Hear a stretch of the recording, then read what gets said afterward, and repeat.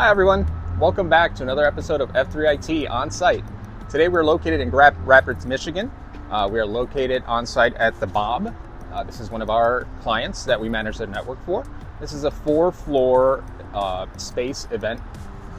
Giant bars, giant dining rooms, so a lot of big coverage on floors. And one of the main things that we're doing here today is we're actually going to be starting to troubleshoot and making sure that the hardware of these access points that are connecting the handhelds and also the lines are tested to ensure that the connectivity is passing and there are no issues within the actual cable.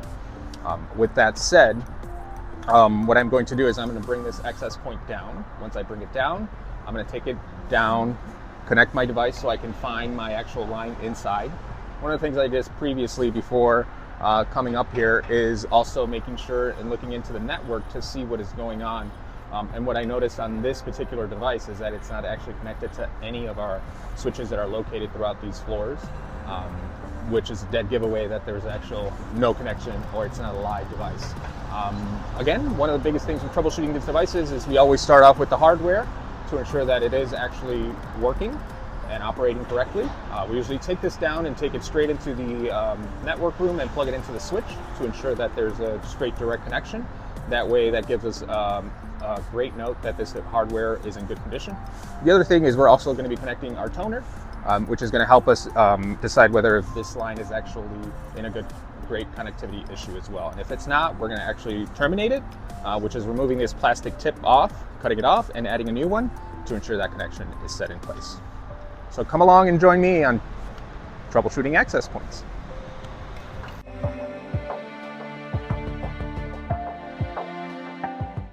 One of the biggest things too is that this is a particular unified device. What this guy does is actually an outdoor access point. This is a weatherproof access point, so it can actually live outside and the connection is well protected. One of the things though is that eventually some of the little critters like to come and live inside of it.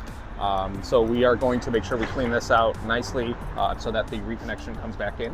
And we're going to take this into the inside, into our switch to connect it and make sure that this device is good to use. The secondary thing on figuring out whether the hardware is in good condition is also making sure that this line is in good condition as well. We're going to be testing 2 parts here. We have a cable running straight into the wall port that is actually weather protected, as well as, get this guy in view here. So like I said, yeah, we're going to test this line here to ensure that this is also a good cable. Make sure there's no error on this end or on the end actually connected. And what we're actually going to do is we're going to go straight in and ensure that this device is powered up. Okay, once I have it here, power on.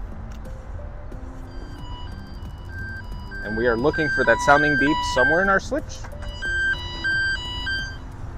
So come along and join me, see if we can find this cable. All right, coming right in. We're in the network room. This location has 4 floors. There are 3 different network rooms that are scattered throughout. So some land on special floors, some floors are bundled together and landing at the same network space. This one in particular is great because it's directly on the same floor where we're going to be setting up this, testing this access point. Now that I have my safety ladder, one of the biggest things here is that we actually do have the network room inside a closet. And here's the baby. All right. One of the main things that I want to do first, since I have my toner out there, is try and find this line.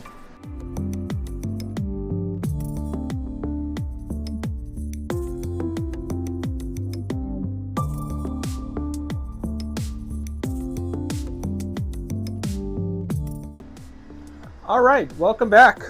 We were able to find that cable, which is landing here on our network rack. It's actually on the patch panel, which is great to have it. I was able to locate the line, our switch. What seemed to be the problem was that this actual cable was connected into a port that does not give it PoE.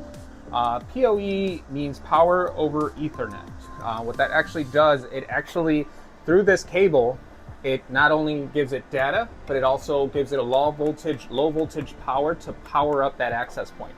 One of greatest things is that aesthetically, you know, it looks nice and clean and one straight data cable instead of having a PoE injector, which is an adapter that we use to power that device and then enter a secondary line so that we can get PoE straight into the access point. So what we're going to do here first is this particular line is breaking up into 3 ways. So from the actual access point down to the wall connection, there's that cable that we have to test to ensure that's in great condition. Once we test that one, we're going to test the one from the actual wall port coming from outside, landing all the way into our patch panel here. Once that's been tested and passed, our third and last cable is going to be the actual cable coming from the patch panel straight into our switch. And then the last and final test is to bring that access point here and connect it directly to a PoE port where we can see that guy light up and make sure that that piece of hardware is in good condition, and that should complete our troubleshoot. I will be right back. I'm going to get the access point and just plug it in straight in, and I will begin to start toning those lines to ensure that they're in great condition. Back again. What we're going to do is we're actually going to go into a port that's actually not up right now. We're going to take away this guy, and what we're going to do is we're actually going to connect the access point directly in. And what we need to see is to make sure that this powers up and gives it a nice data light. Yes. Once we get a nice solid light, it's going to flash a couple of times. That's it sinking in and setting itself in. Once it's stabilized its connection, it's going to turn solid bluish.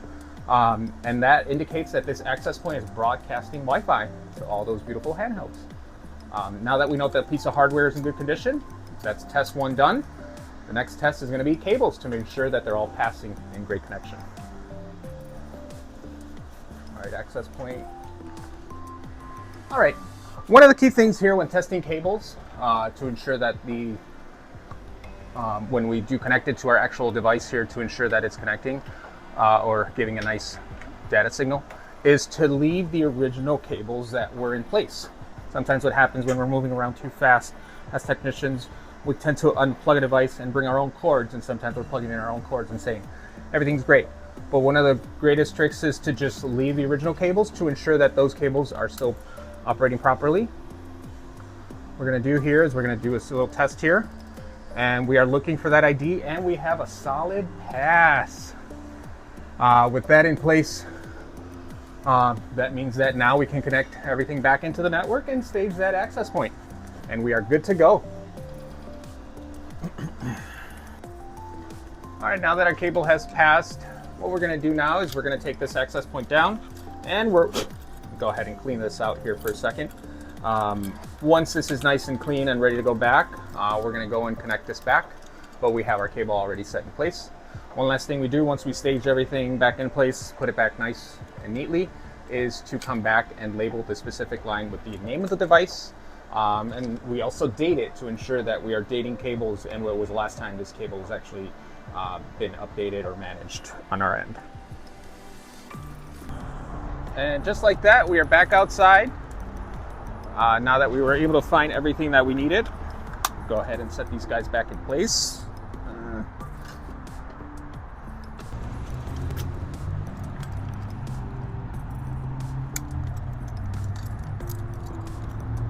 And like I said, this has already been patched inside already, so we should start seeing it light up in a few minutes here. Yep, and we have a nice light on. What we're going to do is we're going to put a new... All right, we'll see it flash. Perfect. Now we always want to make sure that there's a connection already established before we actually zip tie and tidy everything up with a nice bow.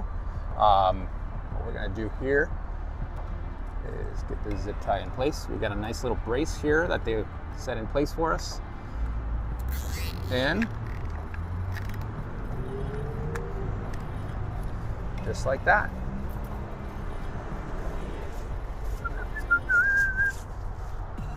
Come back and clip the zip tie. And now that we're up,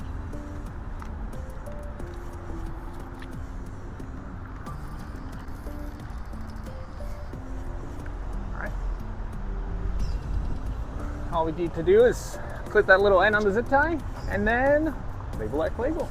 And that will complete our troubleshoot here at the Bob in Grand Rapids, Michigan. F3IT, back again in the rescue.